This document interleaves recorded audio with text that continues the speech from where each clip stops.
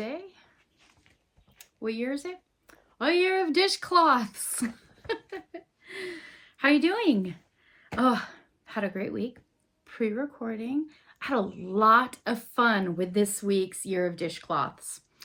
Laura, over at Mad Mimi's Crochet and Farming, reached into her little bag and pulled out a fabulous little dishcloth for us.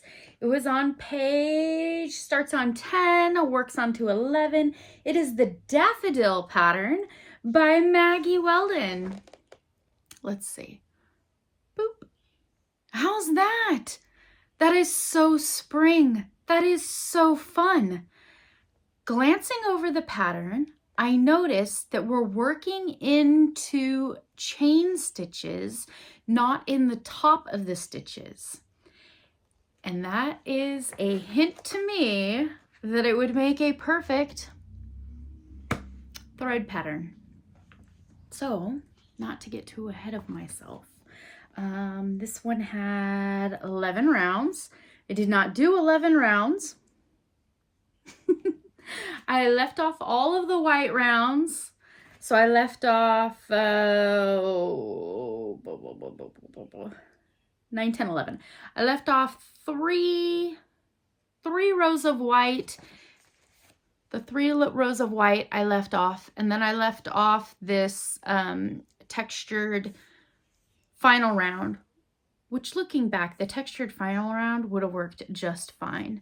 But I did to the green, and then I single crocheted all the way around. When I got back to the beginning again, I did a chain 3 and slip stitched, which gave me a tiny little bump to add my earring backing. Let's talk about what I used. My newest thrift store find. Yes, I know. Isn't it incredible? It's a nice little handmade basket. I bought it for $3. I've been to a few fiber festivals and I know they're worth a pretty penny, especially with all the hand craftsmanship on it. It does have a little bit of wear, but the bottom is solid. I'm excited about it. What's inside? We used orange for the middle. I have another one sitting right here. I'll show in a minute. Used orange for the middle, nice bright orange. And then it faded a bit for the inside of the tulip part, the little petals around the center. And then we went into a light yellow for the great big clusters all the way around. Every other round was more of a chaining, a base round to work the petals off of.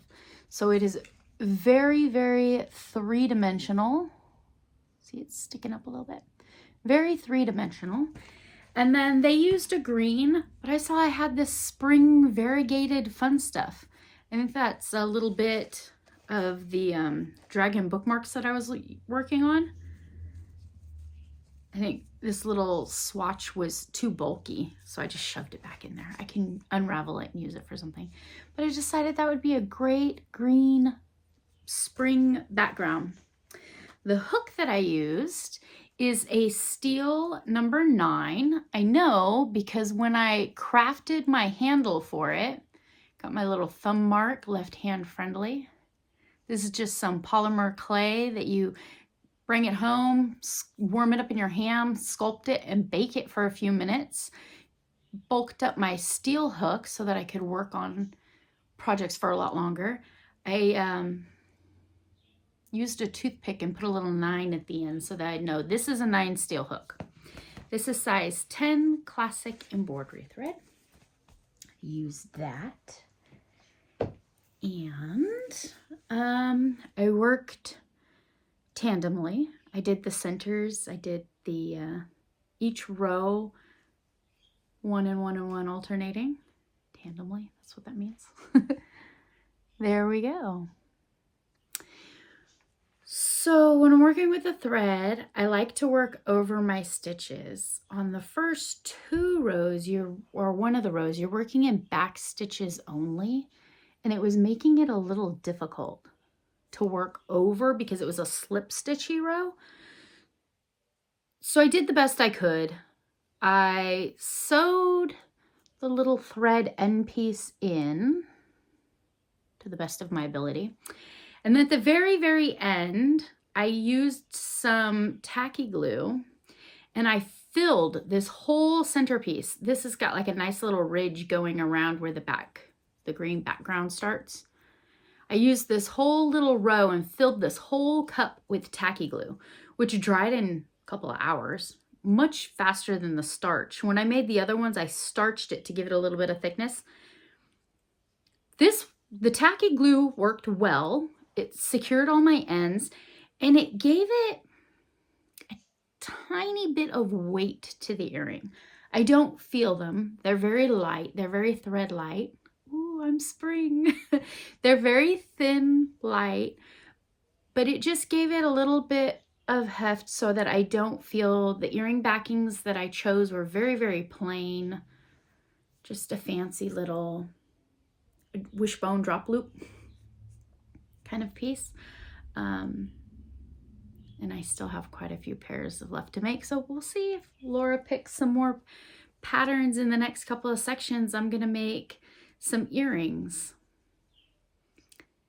It might, I don't want to put them in the little free library because it's such a personal item to go in your ears and with allergies and whatnot.